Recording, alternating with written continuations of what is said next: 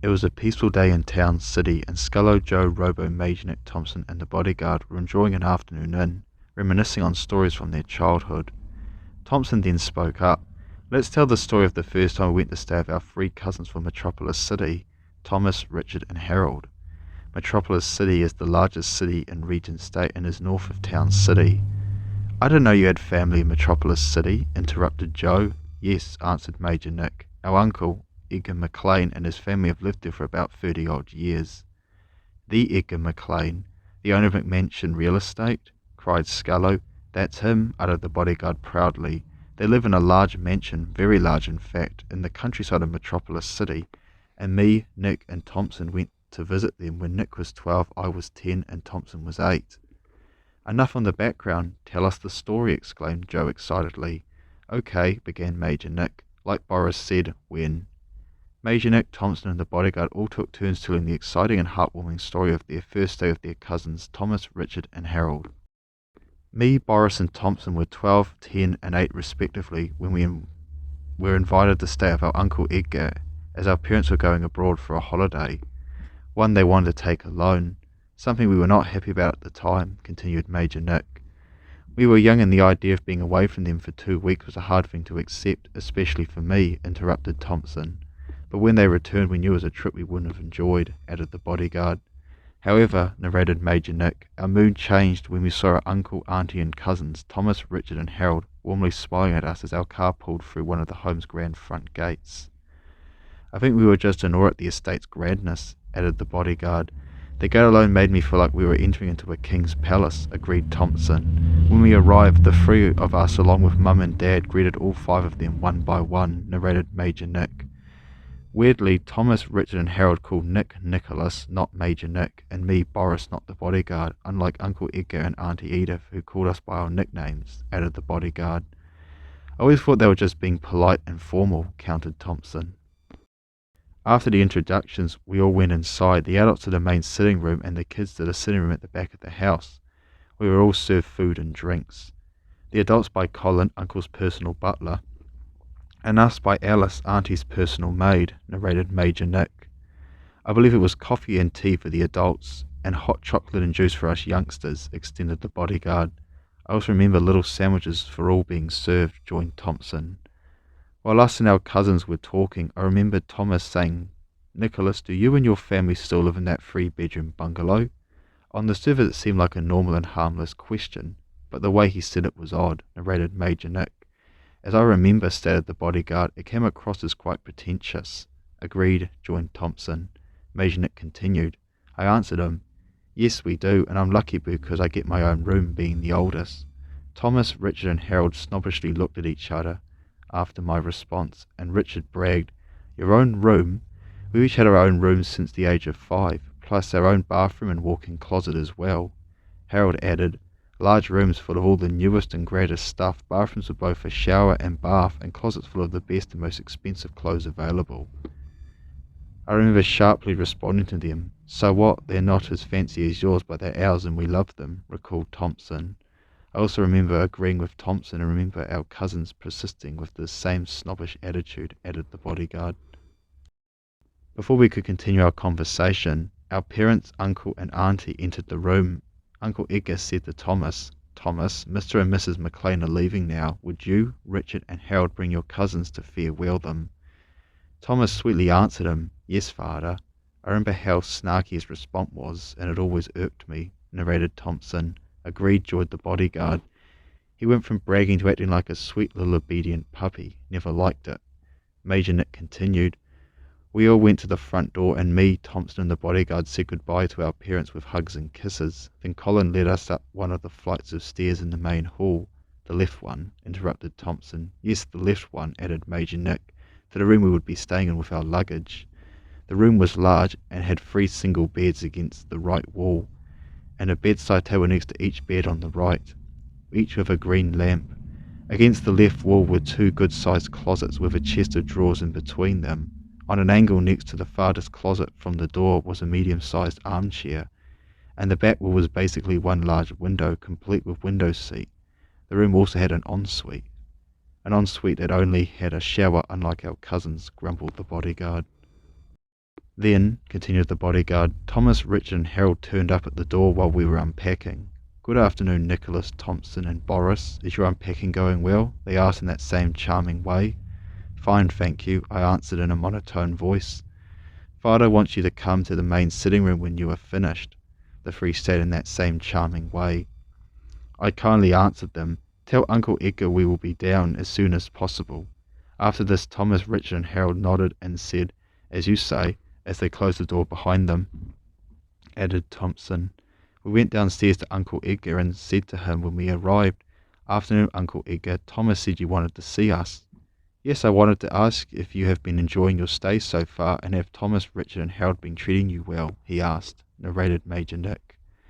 We answered him, Yes, we have, and Thomas, Richard and Harold have been very kind, even though, joined Thomson. They have been quite rude and snarky the whole time, but we didn't want to get the three in trouble at that point, interrupted the bodyguard. Uncle Edgar continued, Thomas, Richard and Harold suggested that they take you pony riding around the property. Would you like that? All three of us were excited, however, narrated Major Nick. I brought up. We haven't really ridden ponies before, he replied. I'm aware of this. Thomas, Richard and Harold will teach you. Don't worry, it's not too hard. The three of us and Uncle Edgar approached the stables. When we arrived, Thomas, Richard and Harold trotted out on ponies wearing stereotypical riding clothes and each trailing another pony behind them for us. They demounted and gave us each a helmet like those they were wearing and helped us mount our ponies and led us around in circles for a little while to get acquainted with the animals. After we were comfortable, our three cousins returned to theirs and the six of us began our tour, narrated Major Nick. They were still acting in that same fake charming way. They would say, Yes, Father, as you wish, Father, and things like that when Uncle were around. Then when he wasn't, they would turn snarky and braggadocious. Couldn't stand it, grumbled the bodyguard. It was so fake, but I did like the ponies. They were fun to ride, remarked Thomson. Uncle's estate was incredible, so large and the landscape was so diverse. Me, Thomson the bodyguard, and Thomas, Richard and Harold started to approach a cliff on our journey. Not a large cliff with an angled drop to the ground, but large enough to cause minor injuries if you fell down it. While we were trailing along the path above the cliff, the ponies began to play up, and I and everyone else started to worry, narrated Major Nick. Harold's pony was startled the most, and my pony was next to his, began Thomson. I was worried that Harold or the pony would be hurt. Harold cried, Stop, stop, repeatedly and pulled the reins to try and calm it down. Thomas and Richard turned and yelled at Harold, Stop screaming at her, you're scaring her even more. I, being the closest, tried to reach out and take hold of the reins. However, before I could, Harold's pony fell sideways and he rolled down the cliff. Everyone rushed to the cliff's edge except Thomas, who hurried back to tell Uncle what happened. I thought I'd be happy to see Harold get what was coming to him, but I wasn't. He didn't deserve that, confessed the bodyguard. Harold had strained his right shoulder and had a minor concussion from the fall, began Major Nick. And back at the house, we were gathered in the main sitting room with Uncle Edgar and Auntie Edith, who asked each of us what happened. What happened to your brother, Harold? Uncle asked, starting with Thomas, probably because he was the oldest.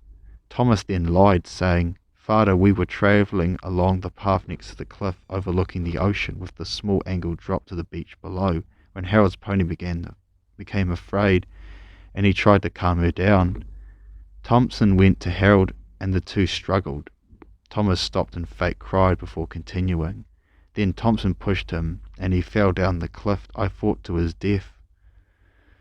I was so scared, joined Richard. I thought my dear brother was dead, sobbing like Thomas.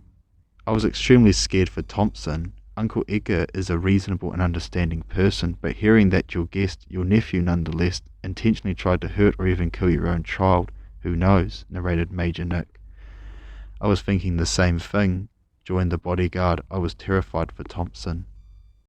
I was frightened after Thomas's recount, narrated Thomson, as Uncle Edgar's demeanour changed for the worse. Major Nick and the bodyguard quickly ran to my defence. He's lying, the bodyguard cried. Thomson tried to help him.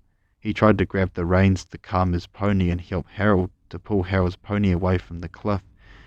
They fell before he could make it. This was the moment I decided to expose who Thomas, Richard and Harold really were, began Major Nick. After the bodyguard finished, I said, "When me and my brothers first arrived, when we and our cousins were sitting together in the back sitting room, they spent the whole time bragging about their rooms, how grand and magnificent they are, and degrading us for how small and humble ours are. They have been acting this way since we've arrived, any time no one else is around." Auntie Edith turned to Harold, wanting to hear his side of the story. "Was I guilty or not?" narrated Thomson. Harold weakly began to speak. "I'm not sure if he was faking or not. He was injured, but not that bad, so who knows?" Harold echoed the stories of Thomas and Richard, probably not good for me. After this, Uncle Edgar's demeanour changed even more.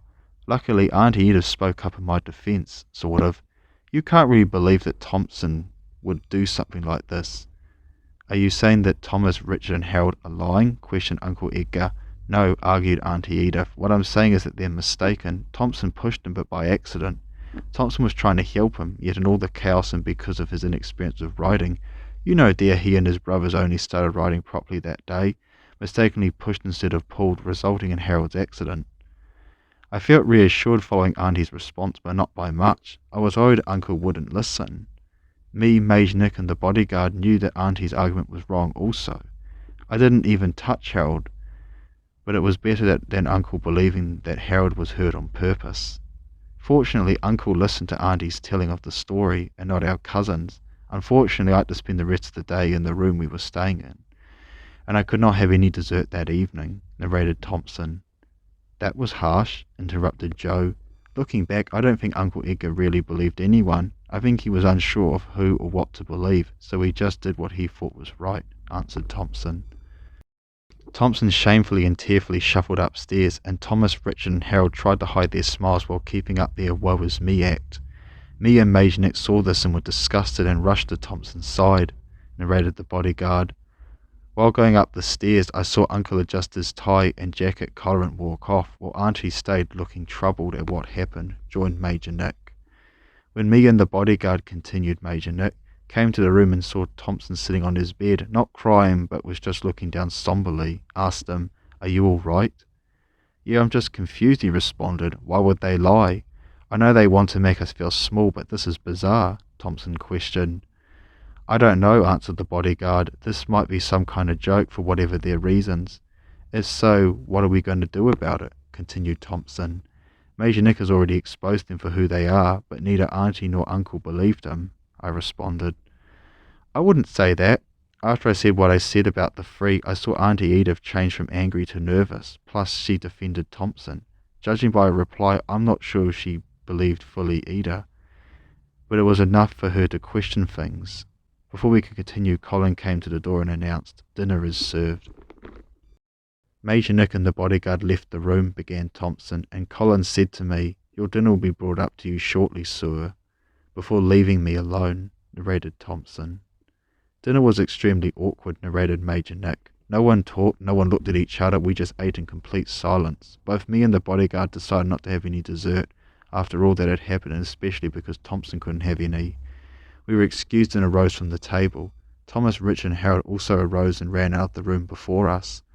After we left the room, I heard Auntie say to Uncle Edgar, 'Do you believe Thomas, Richard and Harold were telling the truth about Harold's injuries?' Immediately me and the bodyguard stopped to listen. 'What do you mean, honey?' returned Uncle Edgar.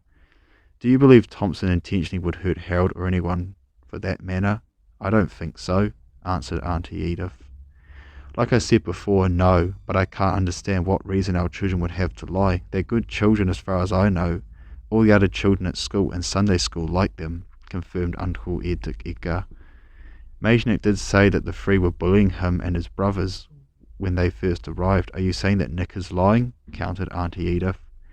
However, before we could hear any more of their conversation, we heard footsteps coming from behind us, so we quickly fled upstairs to tell Thomson what we learnt. The bodyguard and I quietly knocked on the door before loudly whispering, 'Thomson, it's us, open the door.' Thomson let us in, closed the door and turned on the light, rubbing his eyes. He said, 'I must have dozed off. What took you so long?' 'We heard Auntie and Uncle talking,' I began. 'So what, who cares if they were talking?' interrupted Thomson. 'They were talking about you and the situation with Harold,' the bodyguard joined. 'What did you hear?' asked Thomson curiously. 'Sadly not much that hasn't been said already,' I responded. We had to leave when we heard Colin or Alice or someone else. We don't know, we left before we could see who it was. But, I added, I think Auntie agrees with us, and she was trying to convince Uncle of her and our point of view. What next? Questioned Thomson. We did not know at the time, but Thomas, Richard and Harold were listening to our conversation from the room next door, narrated Major Nick.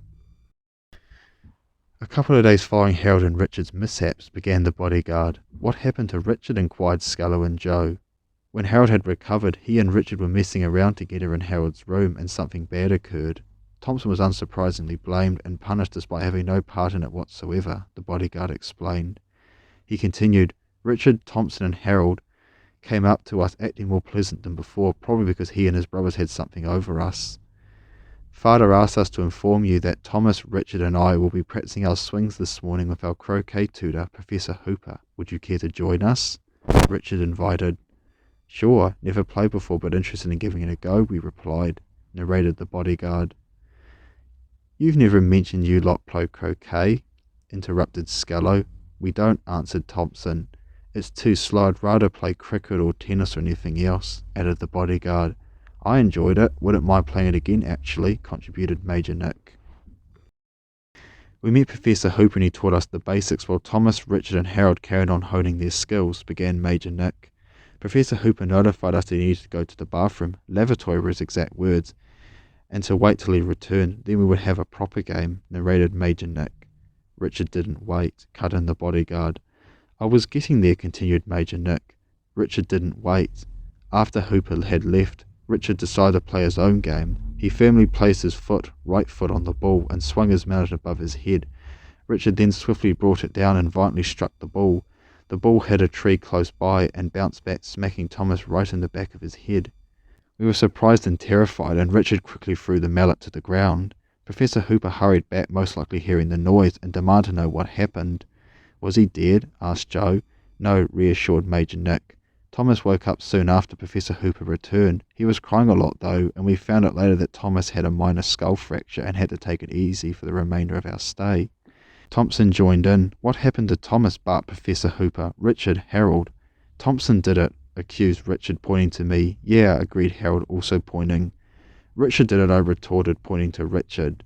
The Bodyguard and Major Nick defended me. Thomson's telling the truth. Richard did it, both argued, now pointing at Richard too. He was being silly and hit the ball way harder than he should have. It hit that tree over there, came back and hit Thomas. We continued to argue until Hooper broke us up and yelled. We will continue this discussion with Mr. and Mrs. Mclean. Like before, we all stood before Uncle Edgar and Auntie Edith, and each party stated their case. Like before, me and the Bodyguard defended Thomson, telling the truth about what happened, while the three lied about what happened and pointed the finger at Thomson. Like before, Uncle Edgar sided with Thomas, Richard and Harold. However, to our surprise, unlike before, Auntie Edith didn't side with the three, but with us. Let's ask Mr. Hooper what happened, Auntie stated, requesting Alice to invite Hooper into the room. Hooper entered and heard both sides. Afterwards, Hooper expressed his opinion. Nick and Boris are correct. Thomson is completely innocent. How can you state that so confidently? You did not even see what happened. You were in the bathroom at the time, queried Uncle Edgar. Professor Hooper chuckled to himself. That was the only lie Nick and Boris told. My trip to the lavatory was just an excuse so I could spy on the six to see if anything significant would occur. Uncle Edgar was surprised. Why were you spying on our children and our nephews? He asked. After Richard and Harold's misfortunes, Mrs. Mclean became increasingly suspicious as to Thomson's guilt. When I arrived to take them to their croquet lesson, she took me aside and informed me of the week's events and asked me to keep a close eye on things, which I did, explained Professor Hooper, narrated Major Nick. I remember looking to Richard and Harold during Hooper and Uncle's conversation, who had become increasingly nervous and afraid throughout, added the Bodyguard. Major Nick continued, after which Uncle Edgar turned to Auntie Edith. Is this true, Edith? He demanded softly. I had to do something. You always sided with Thomas, Richard and Harold, and never really gave Thomson and his brothers a chance. You punished Thomson without being truly sure he was guilty.